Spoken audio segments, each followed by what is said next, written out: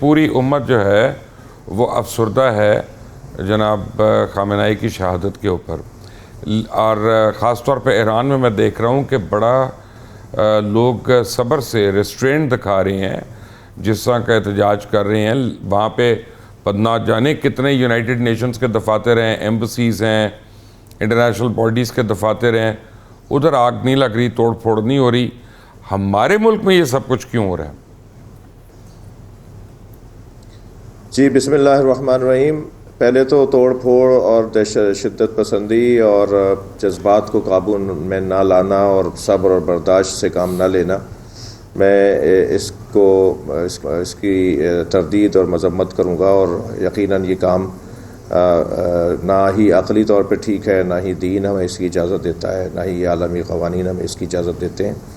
اور جہاں جو کچھ اس طرح کا ہمارے ملک میں ہوتا آیا ہے، ہوتا رہتا ہے، اور یہ پچھلے دنوں بھی ہوا، یہ ناگوار ہے۔ اس میں نقصان اس کسی عمارت کا، کسی دیوار کا، کسی جھنڈے کا نقصان تو کیا نقصان ہے، جانوں کا نقصان ہوا ہے، اور اس پر بھی تبصرہ ہونا چاہیے۔ میں زیادہ معلومات میرے پاس کراچی کی ہے کہ یہاں جو کچھ ہوا وہ میں زیادہ جانتا ہوں، باقی تو اور جگہوں پر بھی جو کچھ ہوا وہ ناقابل قبول ہے۔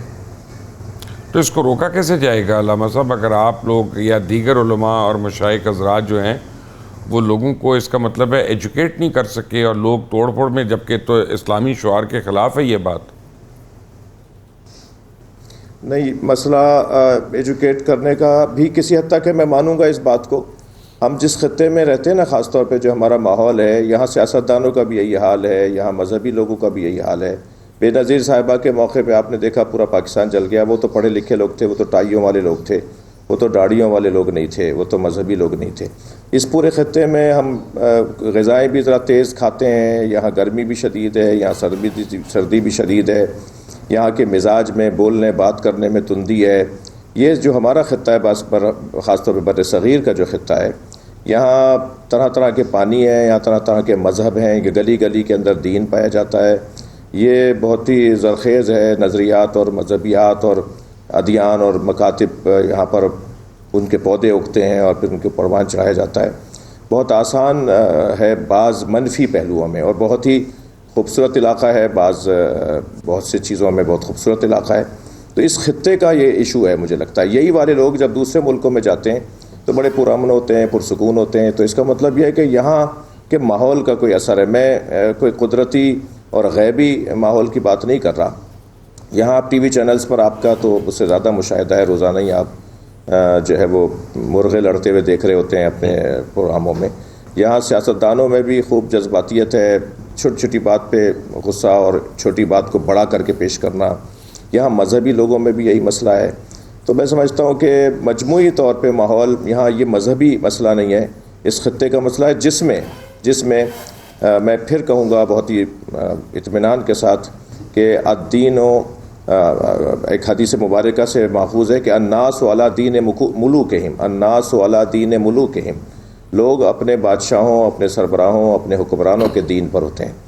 تو یہاں تو ہم تو ایک مدت سے جس کو بھی آتے جاتے دیکھ رہے ہیں حکمرانی میں، وہ جب اپوزیشن میں جاتا ہے تو وہ بلیوں اچھل کر بات کرتا ہے اور وہ سارے کام وہ کر رہا ہوتا ہے۔ جب حکومت میں آ جاتا ہے تو بڑے ہی ساہوکار ہو جاتا ہے، وہ بہت زیادہ مہذب ہو جاتا ہے، بہت زیادہ قانون اسے یاد آ رہا ہوتا ہے، اور پھر لوگوں کو وہ بتا رہا ہوتا ہے کہ یہ غلط ہے، یہ قانون کے خلاف ہے۔ اور جب وہ اپوزیشن میں چلا جاتا ہے تو وہ سارے کام کرتا ہے جو وہ حکومت میں رہ کے نہیں کرتا۔ تو یہاں تو ماحول کچھ اس انداز کا ہے، سب کا ہی قصور ہے میرے بھائی۔ اس میں میں اپنے حصے کا قصور تو میں مانوں گا، باقی اور لوگوں کو اپنا اپنا کردار ادا کرنا چاہیے۔ علامہ صاحب بہت خوب، اور یہ مجھے بتائیے گا کہ جو ہم نے جتنا پڑھا ہے دین کے اندر، تو ہم مسلمان جو ہیں، اہل ایمان جو ہیں، وہ تو تدفین جلد از جلد کرتے ہیں۔ یہ کیا وجہ ہے کہ شہید خامنہ ای صاحب کی تدفین میں اتنی تاخیر ہو رہی ہے؟ جی، دین کا ہی پیغام ہے کہ اگر ظالم کو برملا کرنا ہو اور مظلوم کی مظلومیت کو اور روشن تر کرنا ہو تو اس کو تاخیر سے جنازہ دفنایا جا سکتا ہے، جس کی بہت بڑی مثال وہ بنی اسرائیل میں اس جوان کا قتل تھا جس کی خاطر گائے تلاش کی گئی، اور سورہ بقرہ اسی کے اوپر نازل ہوا، اور وہ گائے تلاش ہوئی، ایک مدت لگ گئی گائے ڈھونڈنے میں، اور پھر اس کو ذبح کیا گیا، پھر اس کے گوشت کا لوتھڑا، گوشت کا حصہ اس سے باڈی سے لگایا گیا، اور وہ زندہ ہوا، اور اس نے بھی بتایا میرا قاتل کون ہے۔ تو جنازے کی تاخیر کا ایک سبب یہ بھی ہے کہ مظلوم کو اس کی مظلومیت کو ثابت کرنا ہوتا ہے اور ظالم کی نشاندہی ضروری ہوتی ہے۔ دوسرا سبب مزید ظلم کو روکنا بھی ہے، یعنی اب شہید خامنہئی کی اگر جنازہ اس موجودہ کیفیت میں یہ لوگ کرتے ہیں تو آفیشلز کو شریک ہونا ہے، اس کے اندر ایک تدفین چھپ کے تو نہیں ہو سکتی ان کی، تو جب وہ چھپ کے نہیں ہو سکتی تو جو اندیشہ ہے کہ پھر اس پر کوئی حملہ ہوگا اور پھر ایک اور بڑی تعداد لوگوں کی شہادتیں ہوں گی، تو مجھے لگتا ہے یہ سبب بن رہا ہے، اگرچہ مجھے اس سے زیادہ معلومات نہیں ہے، ہو سکتا ہے کہ اور سبب بھی ہو۔ علامہ صاحب ایک یعنی پلیز گستاخی نہ سمجھیے گا، لیکن ایک سوال ہے جو ذہن میں آتا ہے اور آپ استاد ہیں تو آپ سے پوچھنا لازم ہے کہ اسلام تو ہمیں درس دیتا ہے کہ اپنی حفاظت کرو، تو پھر شہید خامنہئی صاحب نے اپنی حفاظت کو کیوں پس پردہ کر دیا اور اس کو بالائے طاق رکھ دیا؟ مبشر بھائی، ہمیں تاریخ میں ملتا ہے انبیاء کرام کی اور ائمہ اہل بیت کی زندگیوں میں کہ ان کی زندگیوں کا ہدف اللہ نے ہدایت الناس کو قرار دیا تھا، لوگوں کی ہدایت کے لیے لوگ بھیجے گئے تھے۔ یہ ہستیاں بہت سارے ایسے کام ان کی زندگیوں میں ملتے ہیں کہ جس میں یہ بات ہم پر روشن ہوتی ہے۔ مثلا جس عقیدے سے میرا تعلق ہے وہاں امام علی رضا علیہ السلام کو کئی مرتبہ زہر دیا گیا، جن کا مزار مشہد مقدس میں ہے۔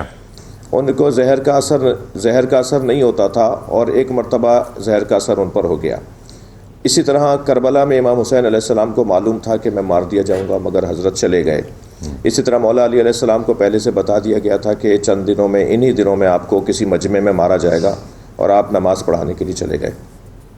تو یہ سارے واقعات کو جب جوڑتے ہیں تو ہمارے جو عرفاء ہیں جو ان معارف اور ان پیغامات کو سمجھنے کی ذمہ داری رکھتے ہیں اور روایات اور احادیث اس کا سہارا دیتے ہیں، تو بات یہ سمجھ میں آتی ہے کہ یہ وہ ہستیاں ہوتی ہیں کہ جو ہدف ہدایت کا لے کر آتی ہیں۔